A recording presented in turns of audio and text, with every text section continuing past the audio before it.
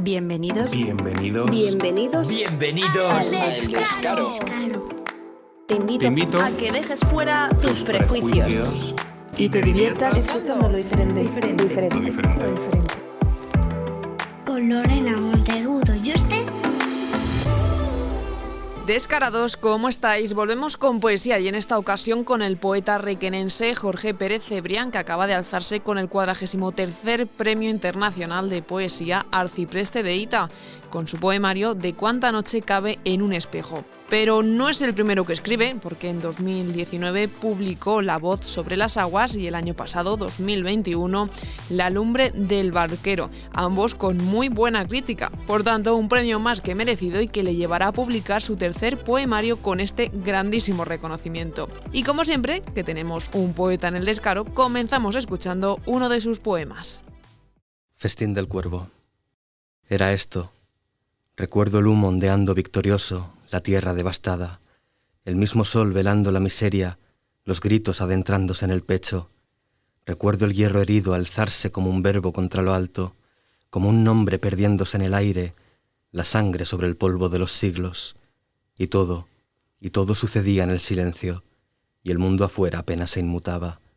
Recuerdo aún aquella lluvia, que alguna vez fue mar o fue pasado, que todo lo que fue tal vez solo lo fue para nosotros. Recuerdo el viento temblando, pronunciándome una vida, poblándome los pasos de un camino, de algún allá donde quizás me esperan, y era esto, el destino en las líneas de otras manos, el naufragio en cada voz que no es la tuya, el ansia de vivir en otro cuerpo. Tan solo esto, saber lo que es ser Dios ante una sola de sus criaturas, saber lo que es ser nada ante el milagro, el silencio, haciendo de la música algo cierto. Y me miraste. No era el fuego, los dioses, las batallas, era el amor. Recuerdo oír caer la lluvia, silbar el viento, y el humo allí aún ondeaba victorioso, y el mundo afuera apenas se inmutaba.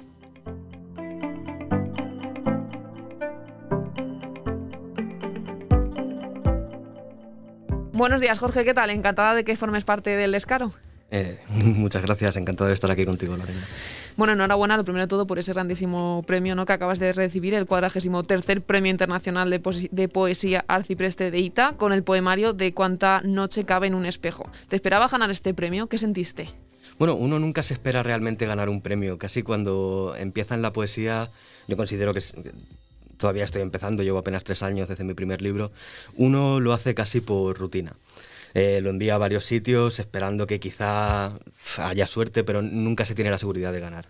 De modo que recibirlo, y más cuando lo han obtenido grandes poetas como Adalbert Salas, Viviana Collado, Sandro Luna, Manuel Mata, es un honor y una alegría que me dejó incrédulo. Pues sí, la verdad que un gran premio, ¿no? Porque algo inesperado, como decías, que yo creo que como todo el mundo, tú te lanzas a los concursos a ver qué ocurre y oye, pues ha llegado el momento, ¿no?, de ese premio.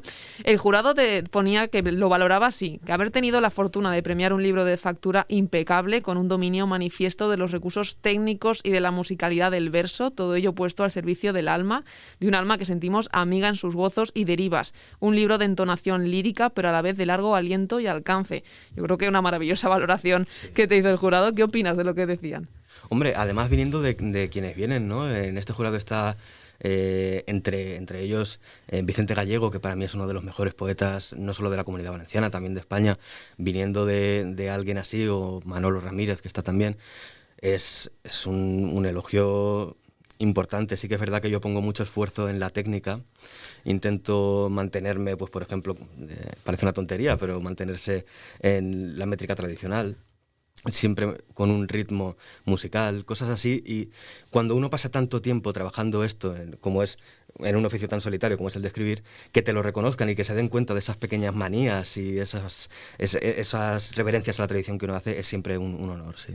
Sí, porque últimamente la verdad que se lleva una poesía más moderna, ¿no?, en que se basa más en cómo se recita, más que en la técnica, en cómo se escribe, en cómo es la estructura. Sí. Por un lado, puede ser incluso interesante ver cómo la poesía está volviendo a su fase oral, porque no hay que olvidar que la poesía comienza siendo oral para ser recitada por rapsodas. La Ilíada, por ejemplo, o la Odisea son recopilaciones de narraciones orales. De modo que siempre ha tenido una parte importante, pero no podemos olvidar que mucha poesía está hecha para ser leída en el silencio. Y más allá de eso, creo que a día de hoy quizá no sé si porque estamos en la famosa posmodernidad o lo que sea, hay una falta inmensa de críticos y de un canon que nos haga saber qué está bien y qué está mal. Entonces esto permite el florecimiento de unos poetas jóvenes que no tienen mucho aprendizaje, por decirlo de algún modo, y están nutriendo un mercado basado pues, en bestsellers, básicamente. Entonces hace que la gente se base más a la hora de fijarse en lo que es bueno, en las ventas o en los seguidores, que en una poesía realmente trabajada, ¿no? Pero de todos modos creo que es un error, no es un error, más bien es una insuficiencia semántica que todavía no tenemos el nombre exacto para darle a esta poesía. No sé si poesía moderna, si poesía joven, pero es muy difícil encajar a Dante y a cualquier poeta que podamos imaginar que haga un verso suelto bajo el nombre de poesía, ¿no? Yo creo que esto con el tiempo se irá solventando. Sí, hace unos meses, bueno, más bien un año, hablaba con otro poeta de la comarca y hablamos de esto, la poesía millennial, la instapoesía, bueno, hay muchísimos nombres, pero también tiene una parte positiva, hace que los jóvenes entren a la poesía, ¿no? Sí, lo que pasa es que el tema es que mucha gente se queda ahí. Entran en esa poesía y acaban haciendo un círculo muy cerrado de amigos, de conocidos, que se leen entre ellos sin llegar a profundizar más. Uno esperaría, como sueño utópico, que se empezara leyendo a, no sé, a Elvira Sastre, a la cual pues se le puede respetar perfectamente por sus versos, y que más allá, pues empezar a leer los clásicos. Pero es que esto rara vez ocurre, ese es el problema. Yo utilizo mucho las redes como difusión de lo que escribo, pero no a la hora de escribir. Es decir, no me fijo en qué tiene más likes y por ello debo escribir más así, sino que me baso más en dar a conocer para que la gente pueda entrar ahí. Como medio de difusión creo que las redes son una herramienta maravillosa de la que no podemos prescindir. O sea, da igual, ¿no? Que sea poesía más clásica que poesía moderna. Es algo que a día de hoy hay que hacerlo para poder darte a conocer. Claro, yo tengo poemas en Instagram de 4 y 5 páginas con la ilusión ciega de que alguien los lea. Oye, pues alguien lo leerá seguramente que alguien lo lea. Me preguntaba también en el caso de tus inicios, ¿no? De cuando comienzas a escribir los poemarios, porque ya el primero salió en 2019, el siguiente el año pasado y ahora el próximo será este, ¿no? ¿Cómo fueron? ¿Te costó mucho encontrar editoriales? Por el tema de lo que decíamos, ¿no? De que a día de hoy si tú tienes seguidores, si tú tienes una comunidad, todo es más sencillo por el bestseller, porque es la poesía, pero claro, tu poesía no es esa poesía moderna que a todo el mundo llama, sino que es más clásica, más profunda. ¿Te costó mucho encontrar editoriales o cómo hiciste? Para mí, fíjate que este premio ha sido una sorpresa, pero mucho más sorprendente fue que el primer libro fuera editado por una editorial como Valparaíso. Valparaíso es una editorial muy respetada, muy buena, pero que sí que es cierto que tiene un catálogo muy joven.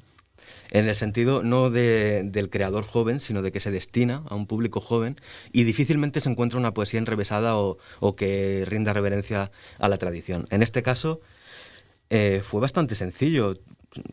Probé suerte con los concursos, evidentemente no la hubo, pero probé también con 3 o 4 editoriales y Valparaíso me contactó a los pocos meses. En ese sentido no he tenido ninguna dificultad. Con el segundo libro más de lo mismo. Fue contactar con una editorial, Olé, que ahora está publicando sin parar cosas buenísimas. Y ha sido bastante fácil. No puedo formar parte de ese grupo de sufridores de la poesía, ¿no? Ahí ha salido ganando, ¿no? Sí. Queríamos hablar un poco, ¿no? de estos libros, de los que hayas publicado, porque me gustaría saber si es como una continuidad, una continuidad personal, quiero decir, de lo que tú escribes, o ha habido una evolución. Uh-huh. ¿Qué has hecho a lo largo de estos 3 libros ya? Porque bueno, el tercero estará al caer. Sí, yo creo que uno... lo hablaba el otro día con un amigo poeta, que todavía tenemos menos de 60 años, todavía podemos seguir aprendiendo. Ya cuando tengamos una edad podemos establecernos y decir, este es nuestro estilo. Hasta entonces siempre estamos leyendo, siempre estamos aprendiendo y depurando la técnica. Mi primer libro, por ejemplo, fue muy barroco y también de un simbolismo muy complejo. Muchas referencias mitológicas, incluso a veces, a mí que me gustan mucho los símbolos, algunas referencias que hay que acudir a un diccionario de símbolos para entenderlas. Eso... yo en mi sueño dogmático me parecía maravilloso. En el segundo libro me di cuenta de que era una superstición estúpida que solo me cerraba a la emoción de la gente. De modo que poco a poco, del primer al segundo libro y del segundo al tercero, ha habido una forma de hacerse más, no sencillo, pero sí hacerse más humano, acercarme más al habla oral. Y de esa forma yo veo una evolución en mí también, que es una pérdida quizá de la timidez de quien empieza a escribir. porque uno quiere demostrar primero que sabe mucho, que ha leído mucho. Entonces lo puebla de referencias. Poco a poco se va dando cuenta de que ya somos profundos, todos somos profundos. No hay por qué demostrarlo continuamente, basta con emocionar al otro. Claro, al final es más sencillo ir a lo fácil, quiero decir, a que se entienda más, que a lo mejor más lo profundo, que tienes que ser más cultureta, por decirlo de alguna forma, ¿no? Tener más conocimientos de todo, y al abrirte también te dio la facilidad de llegar a más público a lo mejor. ¿O qué tipo de lector es el tuyo? ¿Cómo le darías un target de esa persona? Mi lector no es joven habitualmente, suele ser una persona entre los 50 y los 60 años que ha consumido bastante poesía y que por lo general escribe poesía. A mí eso me gusta. Se entiende que dentro de los poetas, igual que de los directores de cine o de lo que sea, hay un reducto, no diremos de culto, pero sí diremos que es de autor para autores, porque sí que el que se dedica a ello puede apreciar las minucias de la creación y puede entenderlas y valorarlas. En ese sentido me dirijo a ese público. Sigo sin dirigirme a un público joven poco leído, porque sigue habiendo referencias o sigue habiendo elementos para los que hay que tener una sensibilidad mínimamente elaborada. No quiero decir que haya que ser un cultureta, ¿no? Pero sí que tener un poquito de interés por la literatura. ¿Qué refleja cada uno de tus libros? Ya te hemos dicho que uno era más profundo, con más referencias, pero ¿en qué tipo de sentimientos refleja o qué quieres expresar con ellos y qué puede ver el lector cuando lo lea? Creo que todos estos poemas responden a una sensación que siempre es la misma. En mi caso yo a veces siento que estoy escribiendo a menudo el mismo poema, porque todo surge, y es lo único que yo dejo en la inspiración, de una sensación como de asombro. Asombro ante algo que ocurre, asombro quizá ante una idea, ante una reflexión paradójica o extraña, que siento que todos tenemos, pero que no nos hemos parado lo suficiente en ella. Ese es el punto común a todos estos poemas. Realmente no hay una temática definida en cuanto a un libro o a otro. Son todo, yo diría que el asombro poetizado, poco más. En el caso de este último, ¿no?, de La lumbre del barquero, ha sido ahora nominado al premio de Mejor Libro de Poesía de la Comunidad Valenciana por la Asociación de Críticos y de Autores de Valencia. Esta también ha sido una gran sorpresa, porque esto ha sido hace poco, ¿no? Sí, hace unos días, una semana y pico salió. Pues otra sorpresa inmensa, es que además... Vas de premio en premio, ¿no?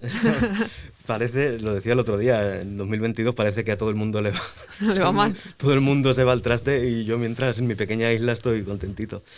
Pero sí, es que es un honor, es que este premio lo ha ganado gente... Yo tengo la seguridad de que no lo voy a ganar porque estoy compitiendo con gente muy importante, pero es que solo estar ahí es mucho más de lo que podría haber deseado. Además, tengo la suerte de compartir candidatura con José Iniesta, que me prologa el segundo libro, que es un poeta y amigo al que admiro sobremanera, con Juan Ramón Barat, con Marc Busquets, es que con los poetas que yo más admiro, de manera que para mí estar ahí es ya escalar el Parnaso. La verdad que llevas un buen año, cosa que el resto del mundo no lo lleva muy bien. En tu caso sí que puedes estar contento. ¿Cuándo saldrá el ganador o cuándo se dirá? ¿Se sabe ya la fecha? Creo que es en mayo, pero no sé si es el 29 de mayo. Y del primer libro que no hemos comentado, aún no ha salido porque se tiene que hacer una presentación, ¿no?, del libro. ¿Y quién te lo edita? Lo edita Pretextos. Que eso es otra emoción. Pretextos para mí, en cuanto a mi formación como lector, ha sido posiblemente el actor principal, porque todos los libros que me han marcado han sido no solo traducidos, publicados, sino también comentados, prologados por esta editorial a la que tanto debo, ¿no? Entonces estar ahí es un premio maravilloso. Y será una presentación en Jaén el 17 de junio. Y ahí estaremos. ¿Y qué nos puedes adelantar de ese poemario que vamos a encontrar? Supongo que siguiendo un poco, ¿no?, tu estela de estos últimos libros, pero ¿qué hay de nuevo? ¿Qué hay de Jorge en ese último poemario? Es una pregunta difícil porque, claro, yo nunca tengo la idea de hacer un libro. Siempre tengo la idea de hacer un poema cerrado y a partir de ahí otro. Eso hace que muchas veces haya, pues eso, parecidos. Incluso a veces tomo versos de otros poemas que pueden adecuarse. El caso del propio título es un verso del primer libro, que dice: sé de sobra cuánta noche cabe en un espejo. Y creo que lo que más se puede apreciar, como he dicho antes, es una depuración en la forma. Ya no soy tan barroco, es más comprensible. Intento tratar, de todos modos, los mismos temas que nos vienen preocupando, pero desde una visión algo distinta.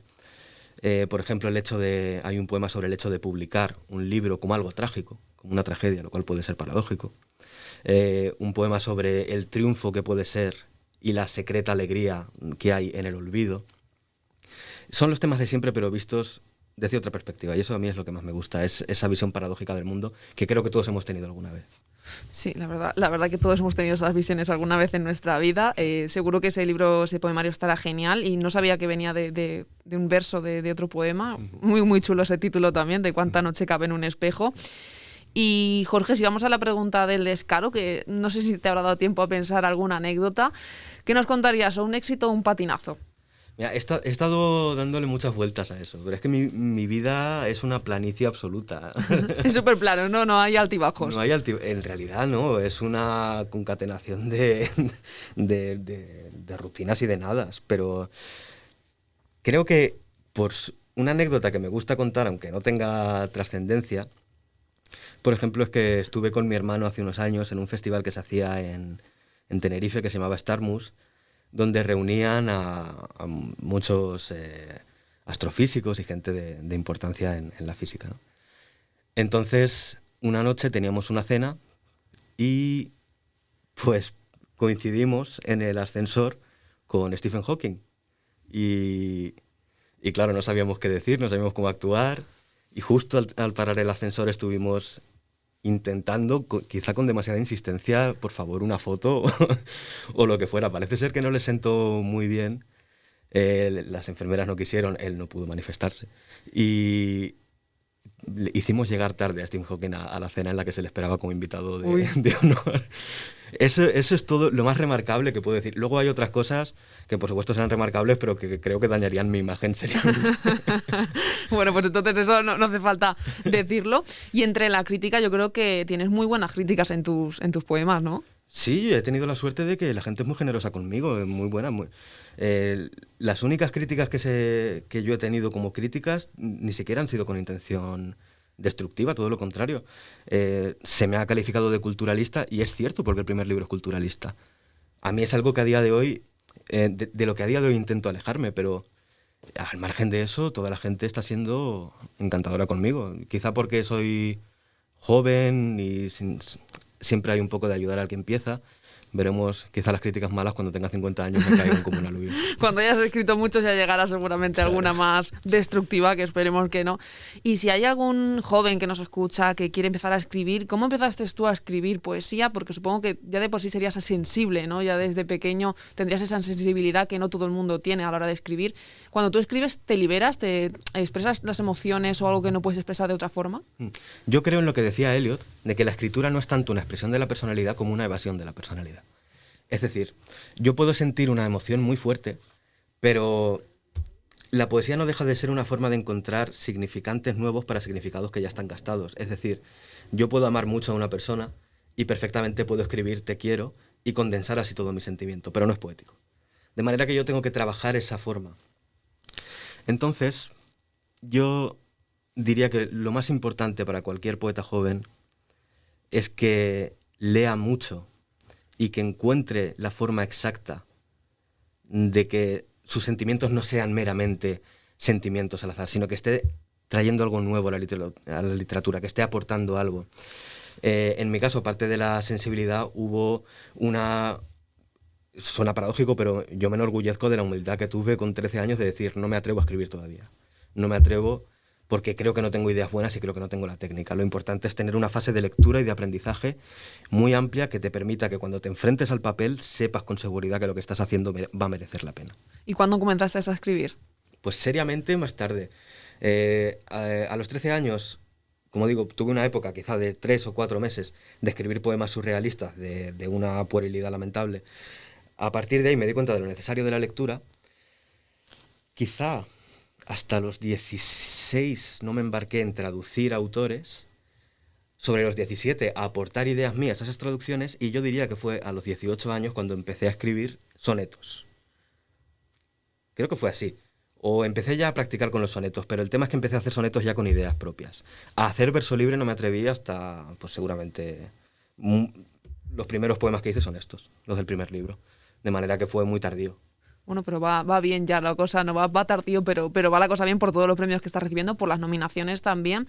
Y en el futuro más cercano, ¿tienes recitales, tienes algún festival al que vayas a asistir o la presentación, como ya has dicho, del 17 de junio en Jaén, ¿no? ¿Qué nos puedes comentar de tu futuro más cercano? Así más cercano, tengo que estar en Málaga para la presentación de una antología homenaje a Rafael Guillén, que también fue un honor porque están ahí Luis Alberto de Cuenca, Francisco Brines, ya fallecido, Javier Gilabert, poetas a los que admiro y quiero mucho.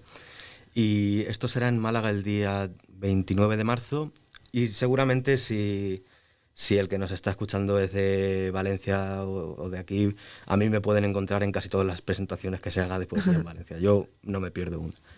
Y sí, luego lo de Jaén y poco más en realidad. Bueno, y si cayera el premio de la Comunidad Valenciana, ¿no?, de poesía, eso ya sería... Entonces, ahí me tienen 3 días. Y bueno, para quien no tenga tu libro, ¿en las librerías locales se puede conseguir o por dónde pueden hacerse con tus poemarios? Y supongo que el siguiente ya a partir del 17 de junio no se podrá hacer también con él. Sí, lo pueden pedir yo creo que en cualquier librería. En Requena no estoy seguro, pero sé que en Valencia... Corte Inglés, FNAC, Casa del Libro, cualquier librería pequeña, la librería París, la Soriano, tanto Le como Valparaíso tienen una distribución magnífica y se pueden conseguir en cualquier lado. Sí. Pues muchísimas gracias, Jorge, por haber estado en El Descaro. Ha sido un placer conocerte y que te vaya igual de bien el 2022 que el 2023 y todos los que vengan con más premios y que te sigamos viendo crecer. Muchas gracias a ti, ha sido un placer estar contigo. La caricia. Aprenderte. Como aprendió la rama los nombres que se mecen sobre el aire, calcularte entre lunas en espacio y comprobar que existes en el tiempo y que nunca el futuro es suficiente, cercarte y dibujarte entre tus límites, como dibuja el mar el horizonte, sus álgebras de anhelos de otras partes, aprender a cerrar los ojos y cometer el sueño con los dedos para apresar la luz con solo un roce y ser feliz tan solo en no tenerla, y al final de tu cuerpo descubrirme, haciendo del deseo solo un gesto, de ser feliz tan solo en nunca hallarte, tener sentido de la mano al alma, atesorarlo todo entre su vida, dejar el mundo intacto y sin embargo, ser quien refuta el tiempo en otra carne.